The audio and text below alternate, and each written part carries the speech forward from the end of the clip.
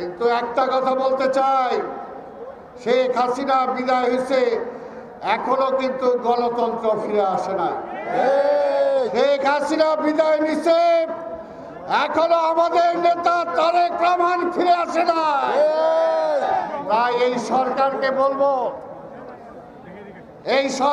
বলবো নিরপেক্ষ সরকার হওয়ার চেষ্টা করেন না। নিরপেক্ষ সরকার না আপনাকে আমরা এনেছি হাসিনাকে বিদায় করে অভ্যুত্থানের পরে এই অন্তর্বর্তীর সরকার আমরা এনেছি। তাই নিরপেক্ষতার নামে আওয়ামী লীগ যাতে পুনর্বাসিত না হয় সেদিকে কিন্তু জনগণ খেয়াল রাখছে।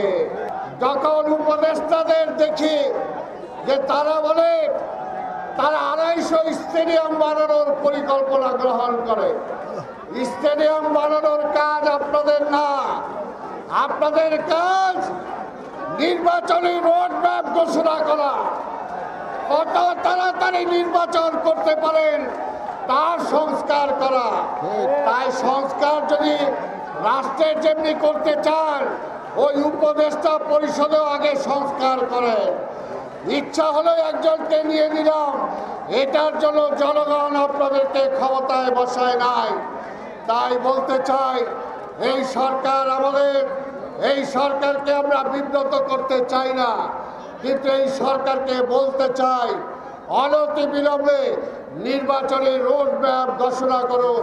বলতে চাই আপনার সময় চান ভালো কথা, কিন্তু সেই সময়ে চালের দাম কমান, ডালের দাম কমান, তেলের দাম কমান, বিদ্যুতের দাম কমান, পানির দাম কমান এবং জনগণের উপর অবৈধ ট্যাক্স যেগুলো বসানো হয়েছিল এই ট্যাক্স কমান। তাহলে আমরা বুঝবো এই সরকার জনগণের কল্যাণে কাজ করছেন, পাশাপাশি আজকে নির্বাচনের জন্য রোডম্যাপ ঘোষণা করেন এবং তারেক রহমানের সকল মামলা প্রত্যাহার করে আমাদের সকল নেতা এই রাজশাহী মহানগর, রাজশাহী জেলার শত শত হাজার হাজার নেতা কর্মীর বিরুদ্ধে অসংখ্য মামলা দিয়েছেন। সেই সমস্ত মামলা যেটা হাসিনা দিয়ে গেছে এখনো এই সরকার উদ্র করে নাই।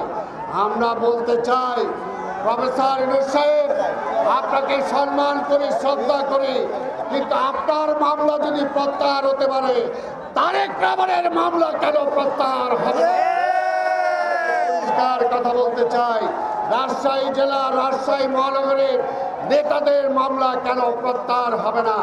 তাই অনতিবিলম্বে সকলের মামলা প্রত্যাহার করেন এবং ভোটের জন্য প্রস্তুতি নেন, দেশের সমস্যা কমায় আনার জন্য চেষ্টা করেন।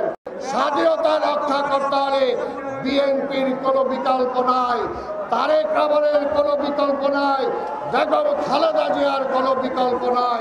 তাই আসুন আজকে দেশবাসীকেও বলবো আগামী নির্বাচনে আমরা আশা করি আমাদের সাথে আন্দোলনকারী যে রাজনৈতিক দল ছিল সবার সাথে একসাথে আমরা নির্বাচন করব, একসাথে আমরা সরকার গঠন করব।